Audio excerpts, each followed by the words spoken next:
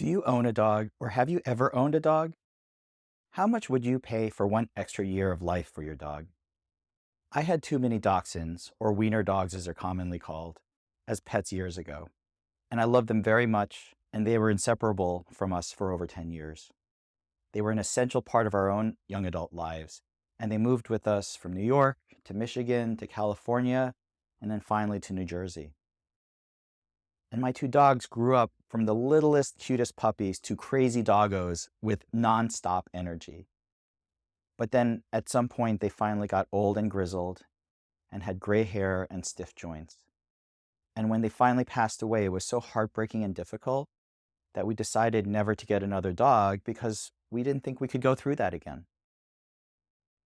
Many pet owners go through the same heartbreak when their pets die, and they will spend money, sometimes breathtaking amounts, for their beloved furry animals. I know of a family that recently paid $10,000 for gallbladder surgery for their dog, plus another $3,000 for post-op care after the surgery.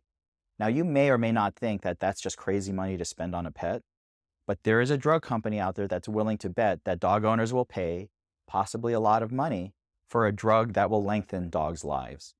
A company named Loyal, which is a subsidiary of a biotech firm Cellular Longevity, after 4 years of research, has just met the first condition for expanded conditional approval from the FDA, allowing them to start larger clinical trials in 2024 or 2025 for a drug, LOI1, which they think can increase the lifespan of dogs. This is the first life-extending drug, human or animal, ever to get this far with the FDA. So what is this drug? Will it work? Will it get FDA approval? Will humans be next? Let's talk about LOI1 and the possibility of a best boy fountain of youth. So what is this drug LOI1 that this company is testing? The company Loyal says this medication reduces IGF-1 levels in the body. IGF-1, which is short for insulin-like growth factor, is a hormone produced in the liver by both animals and humans. IGF production is directly stimulated by growth hormone, which in humans is known as HGH, which is secreted by the pituitary gland. Growth hormone increases IGF levels, which then stimulates cellular growth and production, especially in muscle, cartilage, bone, and other tissues in the body. So for most of our lives, having increased growth hormone and therefore increased IGF levels is generally considered desirable. High levels of IGF are responsible for the sudden growth spurt during puberty, and IGF increases lean muscle mass, decreases fat, and increases the number of new neurons in the brain.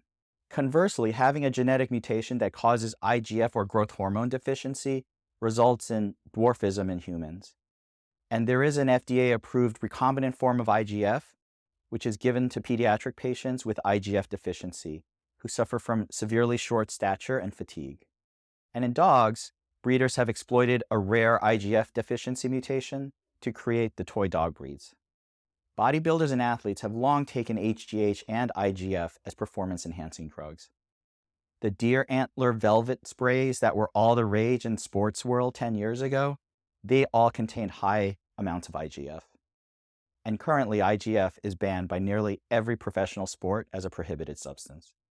When you look at lifestyle factors that are known to decrease IGF and HGH levels in humans, these are all things that are universally acknowledged to be bad. Increased body fat, excess sugar intake, poor sleep, lack of exercise, increased stress, poor nutrition, all of these contribute to low IGF and human growth hormone levels in the body. And health gurus are always harping on us to try to help us increase our natural growth hormone and IGF levels to be healthy. Plus, anti-aging clinics have been pushing HGH treatment for decades, because we know that as we get older, decreased IGF levels causes muscle atrophy, loss of neurons, and thinner skin. So if IGF is supposed to actually be good for you, how do we get to a point where this company Loyal is looking at a drug that decreases IGF levels in the body? Well, it's kind of a complicated road, so let's just take a quick look at this anti-aging research. So you may know that scientists have for a long time known that calorie restriction or reducing the amount of food eaten is one of the most consistent means of dramatically increasing lifespan by 50% or more for many research species, including worms, fruit flies, yeast, and mice. On a molecular level, there are a number of cellular pathways that scientists have been investigating as the possible cause for this increased longevity. Decreased growth hormone and IGF levels were seen in these calorie-restricted animals, and so that was one possibility that they started looking at. They started developing animals with mutations, including mice, with IGF deficiencies. And some of these mutations resulted in animals that lived as long as regular calorie-restricted animals. Research with calorie restriction in humans is complicated because no one is going to starve themselves so severely to live longer, at least not most normal people. But there are some interesting observational data in humans where they found having low levels of IGF as a younger adult under the age of 50 caused an increase in death and disease. But over the age of 50, a lower IGF level was actually beneficial for health. So maybe IGF is needed when we're younger, but could it actually be harmful as we get older? There's a lot more that has to be researched here. I would say think twice about considering HGH as you get older, because that might not be a way to live longer. So what is the thinking about why IGF may be a problem as we get older? Well, no one really knows, but it could be that the anabolic effects of IGF result in higher cellular metabolism and increased oxidative stress and inflammation. And these higher metabolic processes and increased cellular stress products from high IGF levels over the long term might increase the risk of diseases resulting from chronic inflammation. Researchers have been looking for ages to try to combat this possible issue of chronic inflammation by testing all sorts of antioxidant compounds and drugs. So by lowering IGF levels, you avoid having to take as much antioxidants because there's less level of cellular stress products in the system. But we'll just have to wait and see what comes next. But for now, getting back to dogs, the company Loyal is targeting big dogs with their LOI drug. Big dogs are breeds like Great Danes, Mastiffs, St. Bernards, Irish Wolfhounds, Newfoundlands, and the like. On average, large breeds live only 7 to 10 years, while small dogs like Chihuahuas live double that. And the reason that these larger breeds are so big is because of their increased IGF levels, up to 28 times more than small dogs. So in their initial study, the company Loyal dosed 130 adult dogs with LOI1, which resulted in successfully lowering these large dog IGF levels to those of medium-sized dogs. Now, this drug is designed to be injected by a veterinarian every 3 to 6 months. And supposedly, the company reported the only side effect was some loose stool for a couple days in a few dogs and nothing else. So their next step is a bigger study with 1,000 large breed adult dogs, at least 7 years old, where they will either inject the drug or a placebo into them. And they hope to finish this study by 2025 and get FDA approval and start selling the drug by 2026, which I think is a pretty aggressive schedule. To me, this is a pretty big Hail Mary shot from a biotech firm. I mean, who knows if this drug will work or even be safe? I've seen so many drugs even get FDA approval and then be withdrawn after larger numbers of subjects started taking them. What if the drug causes these dogs to just shrivel up, get weak, and decrepit from a lack of IGF? Or they have diarrhea all the time? And if this drug does even work, what will the cost be and how much benefit are they going to get?